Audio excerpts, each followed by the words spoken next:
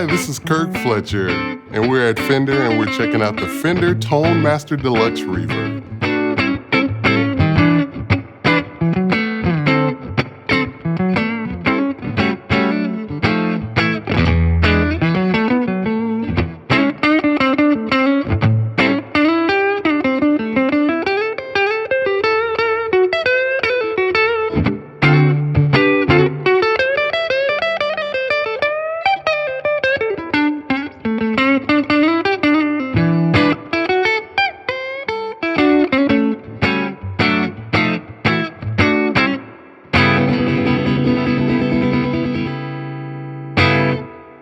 I really need an amplifier to have like a lot of headroom, because if it's too distorted for me, then I'm not in my comfortable zone. So I need like a lot of headroom, and then I can pick softer. So the amp is kind of doing more of the work and I'm picking, softer then I can use more like dynamics and things like that. So that's the first thing. And I always kind of look for that big Fender classic, big clean sound. For me, Fender is what I started with, and I've played for most of my career. It's mainly, always been my trusty Super Reverb, Fender Super Reverb. So that's sort of my, ground zero bass tone, just a big, fat, warm, clean tone. So I'm always, whatever amp I'm playing, I'm always looking for that in that amp, whatever it is, I'm looking for that tone. About maybe 5 or 6 years ago, I was able to get a Deluxe Reverb from a friend of mine, and I've played that just as much as the Super in recent years because, live with stage volume and keeping things down and kind of cranking out more, the Deluxe Reverb is a little bit more ideal at times in certain venues, so I love it.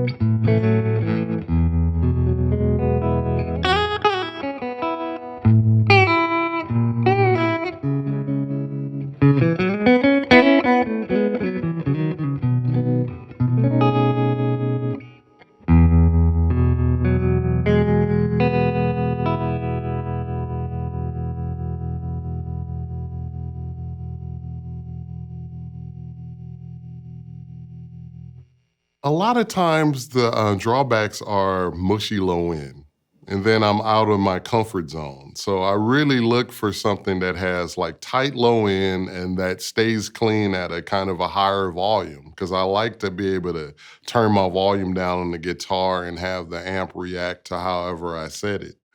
So that's basically the main thing. How's the power? How is the low end? Is it tight enough so I can, do what I need to do to get the job done?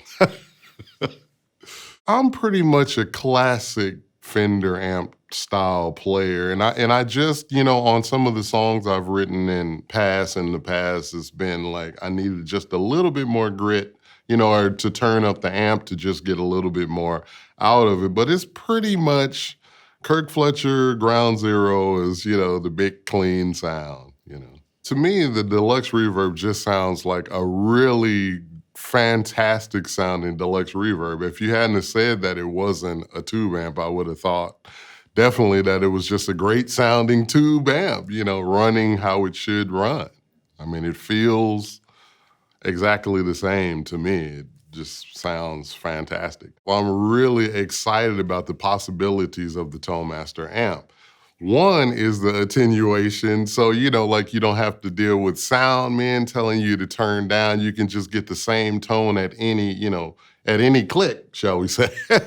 And then the other thing is it has the direct out, and I think it's modeled after a SM57, which is one of my favorite microphones of all time. And it just sounds really big and warm, and I just can't wait to try it some more. Usually on a Fender Deluxe Reverb, I usually set the volume around between 3 and 5, I would say. Treble on like 5 or something like that, and the bass probably on about 4. And then I'll just, check out and see what the amp is telling me, and go from there. If it's too trebly, I'll cut the treble down some and just use my ears really to kind of dial in the tone, that works for me. I view this amp as the sound. I'm strictly driven towards the sound of the amp, and the amp sounds fantastic. It reacts the same way as the tube amp does. And the reverb is fantastic. So I'm a happy camper. It sounds great. The fact that the amp weighs 23 pounds is amazing.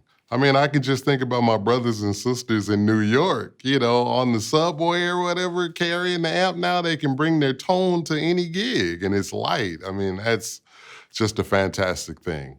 The one thing I think is for the more sort of vintage guy like myself, to have an amp that looks, feels like, their classic Fender Deluxe, but yet, like you said, the 23 pounds, the direct out, is sort of like moving that beautiful design that Leo Fender came up with in the past, moving it into the future. And all the things that we have to face when we're playing music now, live and recording and everything. It's just changing. It's bringing that, changing with the times.